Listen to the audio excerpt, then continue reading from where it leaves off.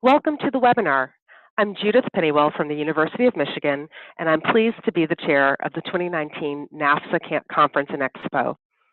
Thank you for presenting at the conference and for the time and effort you're putting into your presentations. Sessions are the heart and soul of the NAFSA Annual Conference and Expo. We hope the demographic information, tips, reminders, and reflection that are shared with you today will help ensure that your sessions are successful. I'm joined today by Dena Neese of Virginia Tech, who serves as the 2019 Annual Conference Content Chair, and Brad Sekulich of University of North Carolina, Charlotte, who's the 2019 Workshop Chair.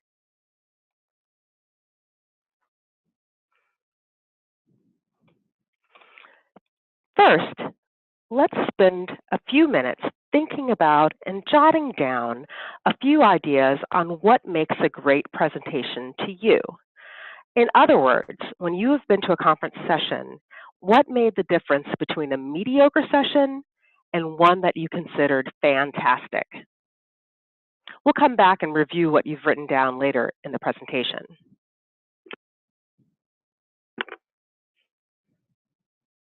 Now, Dena will speak about the NAFSA audience.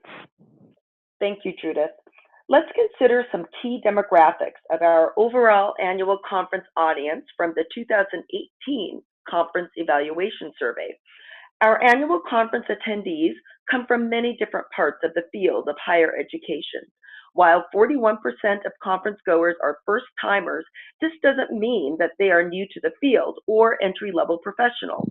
50% of conference attendees have more than 10 years of experience in the field. The annual conference audience is experienced, and you should not feel that you have to cover the basics in your session. Unless your session is specifically designated to be an introductory or beginner session, challenge the audience and don't use your valuable time on introductory material or basic concepts. One of the most negative comments on session evaluations is that the content was too basic and presented nothing new. The professional responsibility of conference attendees is diverse and includes advisors, those who manage international exchange agreements, student recruiters, English language program administrators, those who lead internationalization strategy, teaching and instruction, and more. 39% of conference attendees are based outside of the United States. Many international attendees will go to sessions that cover partnerships, global trends, exchange agreements and management, and other international education leadership related topics. These are called IEL. For those of you who are presenting IEL sessions, you may wish to do a quick poll to see who is international and incorporate their perspectives and allow them to contribute their views. So let's talk about the presentation. Are you going to sit at a table, stand at a podium, or walk around the room? How will you engage with your audience through movement? Think about these questions beforehand. Also, session time is limited. Start on time and don't use your valuable time on introductions. Jump right into your content and make sure you end with time for questions and for your attendees to take the session evaluation survey. This interactive time adds value to your session. Attendees appreciate the group interaction and time to connect with the presenters and each other. Keep your audience engaged while meeting your abstract goals. Think about how you and your presenters are going to engage your audience and keep their attention and deliver what you promise. In evaluations, attendees commonly express dissatisfaction when a session does not align with abstract goals published in their written and online programs. Speak into the microphone. Even if you think you have a loud voice, or even if you are in a small room, please use the microphone. This helps everyone, regardless of where they are in the room, and no matter their hearing ability or English language proficiency, to understand your presentation clearly. Also, be mindful not to use too many acronyms that may be unfamiliar to newbies or international audiences. It is good practice not to use NAFSA, immigration, or field-specific acronyms or slang without explaining what they mean. Remember, some in the room will not be familiar with those terms, and 39% of conference attendees are international. Make sure your presentation materials are legible and that your slides aren't too wordy. Your presentation should be legible from the last roll. Don't rely too much on your PowerPoint. Use it to frame your discussion and support what you're saying rather than be what you're saying. People don't remember the PowerPoint, they remember you. So don't hide behind it. And if you're unsure about how to make an effective PowerPoint presentation, Google it. All presentations at NAFSA conferences are on the record, so be mindful of how you come across.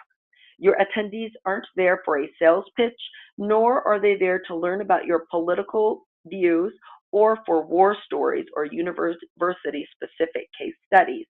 University-specific stories can be challenging for the audience to extract meaning. When preparing your presentation, think, how do you make it universal and not university-specific?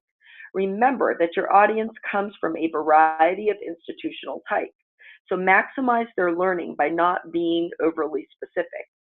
And finally, remember that your session was selected among many for its unique insights, innovative ideas, and for its knowledgeable presenters. Let your expertise shine by following these tips and by practicing. Even the most seasoned presenters benefit greatly from practicing the flow of the presentation as a team. I will turn it over now to Brad, who will discuss some reminders and go over a few FAQs. All right, thank you, Dena. So some frequently asked questions. One of the first we always get is, what is the standard room set? So unless you've already requested something extra, which is too late to do now, the standard room set looks like this. One head table for 4 presenters, 2 tabletop microphones, a podium with a microphone, and an LCD projector with screen and sound. Another common question, does NAFSA provide laptops? No, you are responsible for bringing your own laptop, and if you are using an Apple computer or any PC without the standard ports, you must bring your own dongle to connect to the projector. How do I share my handouts and presentation? Well, you will receive information instructions about how to share your presentation materials in the coming weeks. Keep an eye on your email and be sure to do this. Some of the most common feedback we receive from attendees is that not enough presenters share their materials in the app. Please do this before the conference. The deadline to upload these items is May 10. Also, do not send materials to the convention center. You may never see them again. If you have to ship something, ship it to your hotel. We're often asked if you have to register for the conference as a presenter, and the answer is yes. All attendees, including panelists and guests, must be registered for the conference. And finally here, will there be internet, and what if I need tech help? There will be internet at the convention center, but it is important that you have access to all materials offline just in case. If you're having a problem connecting to the projector or anything else in your room, you can flag down one of the Freeman Event Tech staff members. They'll be roaming the halls. Don't forget to visit the Speaker Ready room to rehearse and test your computer and presentation. Find the location of this room in the mobile app. You will receive a link to download it in the coming weeks. For any further questions or concerns, you can always contact the conference program team at sessions@nafsa.org. That's SESSIONS@nafsa.org. All right, and now let's take a look at evaluations. Audience feedback is critical for everyone involved in the conference, including you as presenters.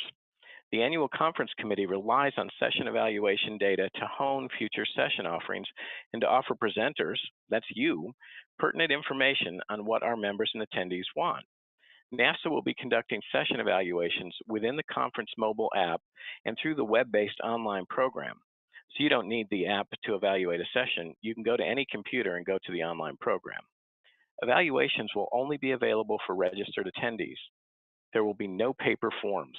Encourage your audience to go into the app or online program to evaluate your session while they are still in the room.